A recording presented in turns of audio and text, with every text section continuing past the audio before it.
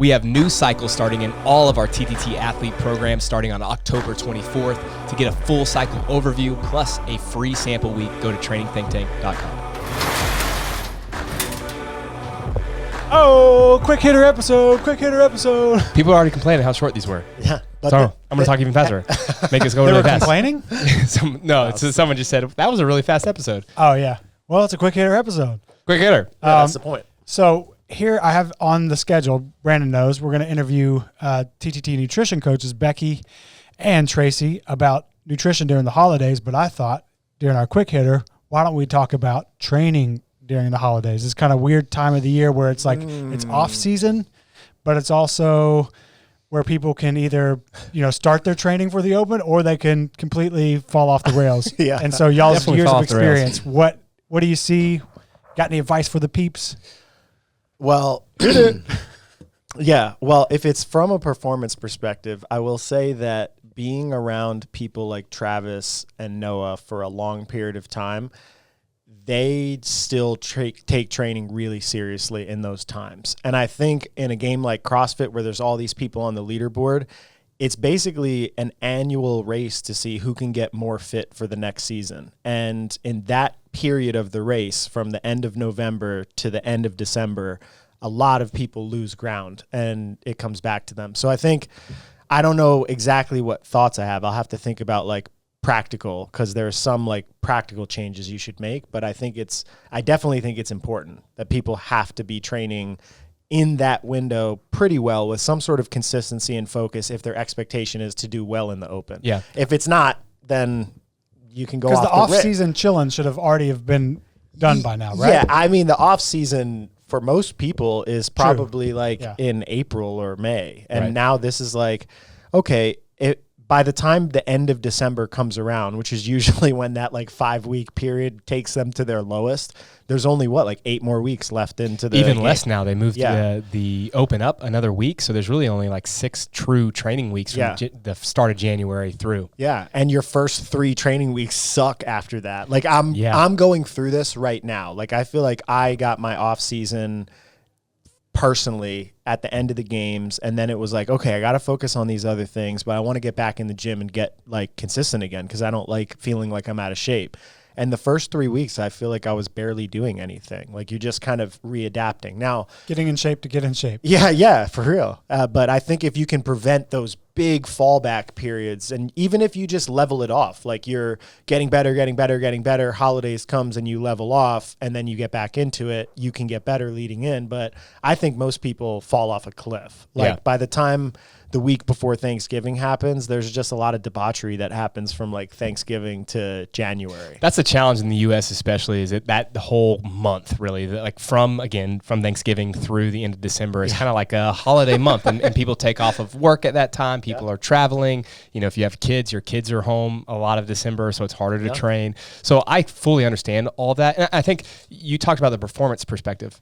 There's that, and we can kind of dive into what are some actionables, but there's also the kind of psychological approach too. It's very easy to fall into I took a week off and now everything has gone to hell in a handbasket and I'm not fit anymore, which isn't the case. You may lose a step or two on certain things even in a week period. But you can't lose your fitness. Exactly. Especially a lot of the aerobic work, you're not going to lose that in a week. So you have to be okay with being able to pull back. I think most people in the sport actually need to learn how to pull back, right? The way that we do that in our programs with our individual athletes or our online program and Compete or Fitness, we actually have a build-up period before the holidays in December. We do what's called the Winter's Coming Classic, which this is a good way to promote that. This is going to be our 3rd year. This is a good way to promote it. I didn't know you were going to ask this question, but that will be December 15th through the 18th. So what we do is our next training cycle, which starts in a couple of weeks, will kind of be a build up, and we're going to train really hard through that, have a fun competition, and then we have a deload period. But deload period doesn't mean you're not training. We just make it a little bit more accessible. We have more options, make it more fun for people that are traveling. So we'll have some minimal equipment options. We'll have options just for body weight if they only can run and do burpees or double unders, or we'll have a normal gym option for those that maybe are like Travis or Noah who do want to be serious all year around. But the reality is, even in those times, you're going to need deloads built in. So I want to clarify. I wasn't saying that they train at the same intensity through the holidays. I just meant that they were consistent and still purposeful with their time, where like what you described, right? Like you're going after it real hard from now all the way through to the mid-December. And then, like, okay, I can pull back a little bit, deload, because I know I'm getting into the next cycle. It's not, I'm like not training and not consistent at all, and I'm getting worse for this. Well, some people do that, right? Yeah, it's like Thanksgiving through Christmas. It's just like, I'm going to eat whatever I want. I'm only going to do 2 training sessions a week, and that's where you get to the point which you brought up earlier of like you've lost all of your fitness, which can happen for sure. Yeah. Hold on, so we did 2 years of Winter is Coming Classic. What did you notice differently when because we've been running online program since before that? When you put that competition in there, what did you notice differently those 2 years than years prior? The focus was much better between Thanksgiving and Winter is Coming. Yeah. There were a lot of people that were traveling during those times, and they it was kind of like holding them accountable. Yeah. And so they're like, oh, I want to do this competition, so I'm going to make sure that I get some of these sessions in. But the other thing, and I think more important for our community, is that it actually allowed them to pull back after it. Yeah. But again, the pullbacks are not just, we're not doing anything. It's just, hey, instead of doing this really hard strength cycle, you're going to get a 2-week break of like, we're doing some other stuff. We're doing more strongman. Like they felt like they just did something. And what it did is during those, gave them permission, so to speak, to enjoy it.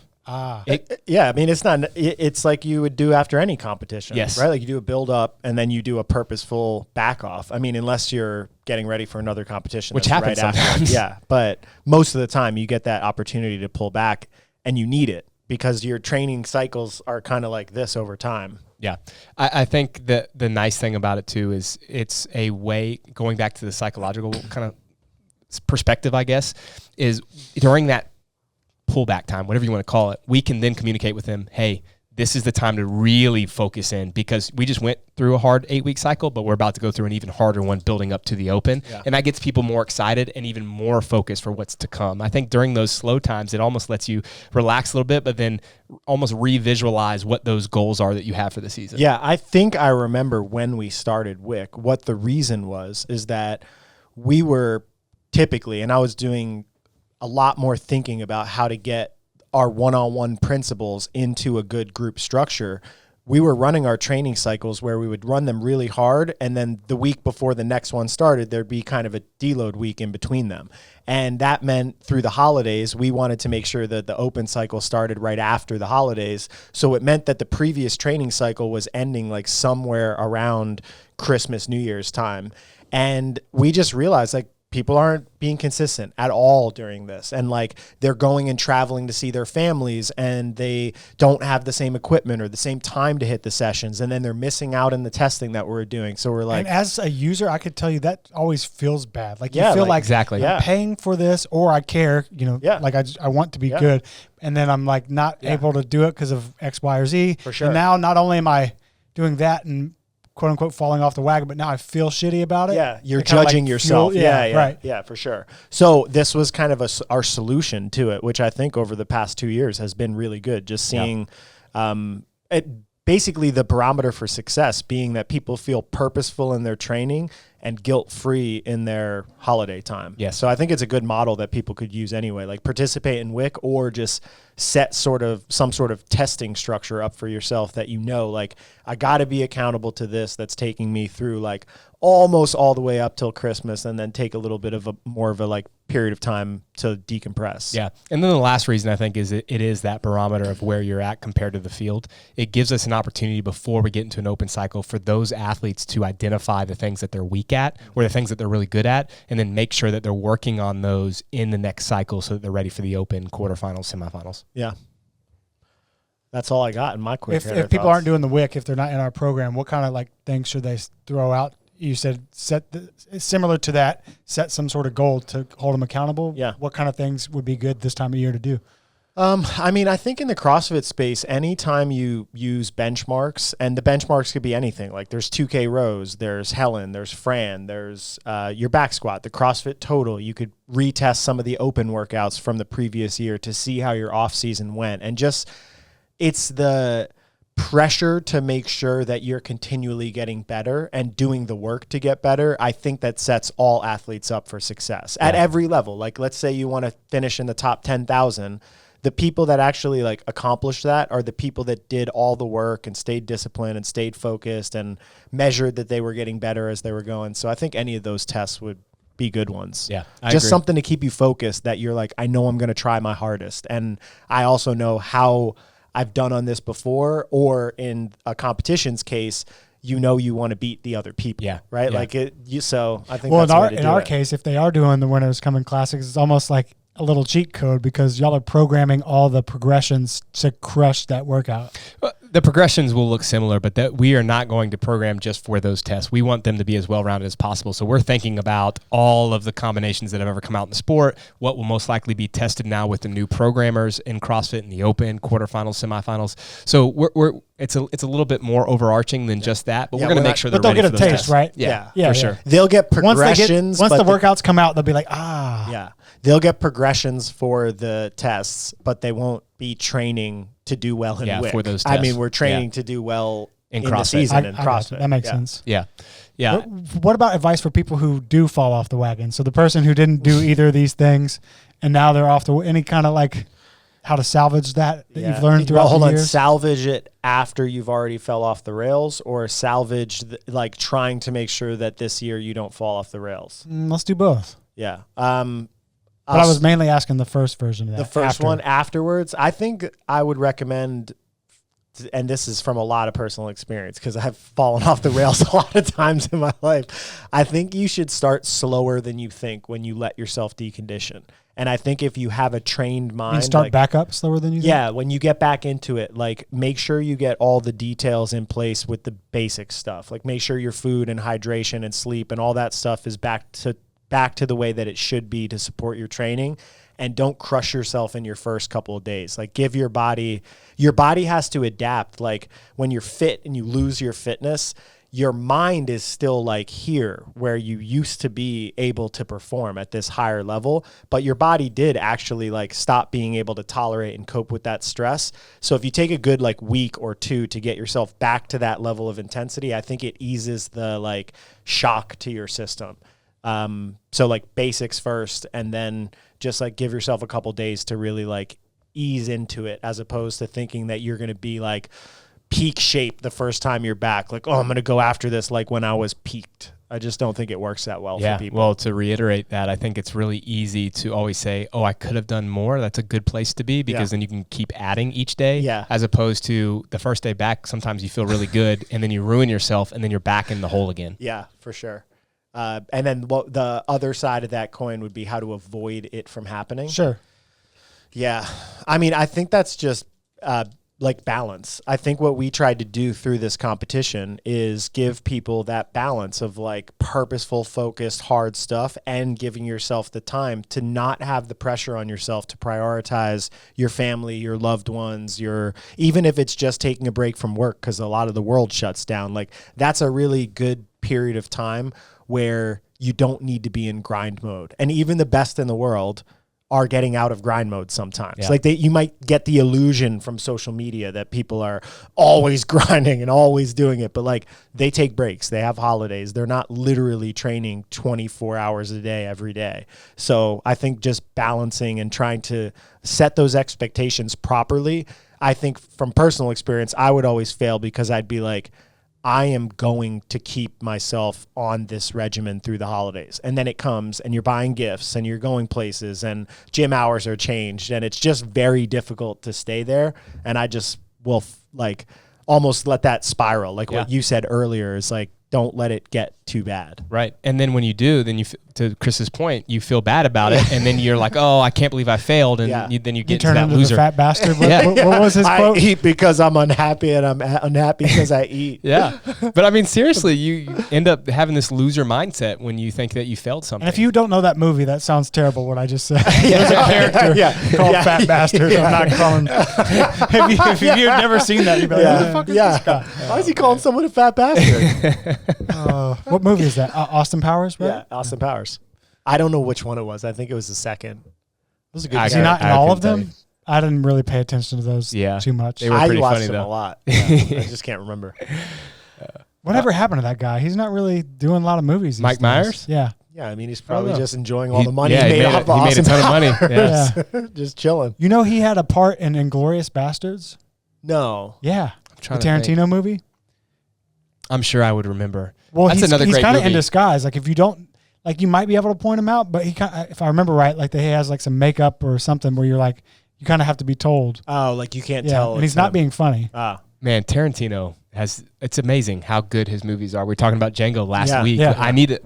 We should on go the and quick watch hitter. that. We should go and Well, watch you the click Inglourious me, Bastards. yeah, you sent Tarantino me the quick clip. hitters? Can we turn the clip on? Actually, it'd be weird to watch a quick hitter and be like, we're gonna watch a 3-minute movie clip. Yeah, no, we're good. Oh man. What's All your right. favorite Tarantino, Max? What's the one with Bruce Willis? The Pulp Fiction? Pulp Fiction, I think. Nice. I was trying to think of what my favorite is, but I don't know. I mean, Kill Bill's up there. I was gonna say top. Kill Bill's I used are really to fight it good. for so long because I was like, it didn't feel like the movie I wanted to say was my favorite. I don't And, like, know, I'd man. The fight it. storyline there is amazing. It is amazing, and I count him as one movie because Tarantino counts him as one movie. So Does he really? yeah, there's Broken Apart, but yeah, I don't know. I don't think you could beat that. But I like all of his movies. And what's funny is I saw Hateful Eight in theaters and remember thinking like, it was okay. And then I've watched it, and it's one of those movies that you could just put on and it grows and grows. I was gonna say I actually really enjoyed it. I love it. It was not It my might be one of my favorite. favorites now. I don't but think it's my when favorite, I saw it but in it's good. theater, I was like, meh. Yeah. I think it's because now you hype it up so much. You know, that was more recent than all the other ones. Well, I think and it's so their expectations too. Like that's you what I know, mean. You're like, oh, I see what you're everything's saying. going to be Yeah. really, really good. Yeah. And then it's still really good, but it's just not to what you expect. Yeah, Right. it's hard when you have that pressure on your like know. that you have to. That's be why I feel bad for always George make- R.R. Martin with the Game of Thrones. Like somebody took his baby and then they finished it on the TV show, not how he had written it because he Yeah. hasn't written it. Yeah. And now you have the world saying this and that about how the TV show ended it, Yeah. and you had your thoughts of how you wanted to end it, and now it's like, hey, motherfucker, go write and finish the book. Like, Yeah. I'd rather do anything else, so I don't blame him for not wanting to write those. It's interesting. So I went to Colorado and I saw the place that the Stephen King that The Shining was, that Stephen King wrote The Shining in, and people think Hold on, that this is where the movie was filmed, or he wrote the book? So there? he wrote the book there. Uh-huh. He got the inspiration to write the book there. Yeah. And they built a fake model of it in Europe to film the actual movie, The Shining. And they changed the book, and he got so upset that he went back and bought the rights back and created a multi-part TV series of the actual movie in the hotel. So there's like a whole separate one, but they were explaining Is the that out drama. already? Oh, it's way old. No, his version of it's Yeah. out? Oh, I didn't know that. Yeah. I've seen It's just Kubrick's. like really hard to get because it wasn't super popular, Oh, okay. but he was super pissed about He it. got- And he they got- like told all the drama as part of like the His tour. mistake was that's allowing interesting. Kubrick to do it. You know, if you let Ricky, whoever make it, then people probably know his version better. I've never watched the movie. You've never seen No. the Kubrick one? Uh-uh. Dang. I don't know either. Yeah. What? Sorry, Chris. I've Watch it, disappointed watch you a it. lot today. What? All right, we got We got 3 minutes, right? 3 minutes. What other movies? What Best- other topics? Got anything? Come on, quick hitter. Let's go. I got nothing, man. Best movies that we've watched recently? Yeah, best movies. Yeah, I mean, I'd have to go back to Django. I haven't watched anything else. I did start watching Billions. Oh, I've seen a Because- couple Yeah, episodes. that's actually very entertaining. What's that on? HBO? Oh, yeah. Yeah. Showtime. Is it Yeah, I Showtime? think Okay. What's it about? Yeah. Hedge fund guy, and it just like it kind of pits him against the attorney general. I mean, it's just like it's a drama, Yeah. but it's super interesting going into that world. Have you seen The Big Short? No, I have. That was good, right? Yeah, I like heard that it's a really lot. good. Yeah. It you had should great definitely reviews. go watch it. Christian Bale's in it. Yeah, I like Yeah. Christian Bale. I feel like he's And his always done a pretty character good that job. he's playing, the guy who predicted the short, I forget his name, but he's into like metal bands, which caught me that's so why off you- guard. So that's he'd why be you love doing it. all of his accounting and stuff, but he'd like, like bands I listen to. I'm like, what the hell? All right. All right, I guess dead air. Let's go. Yeah. So I was thinking later. Bye.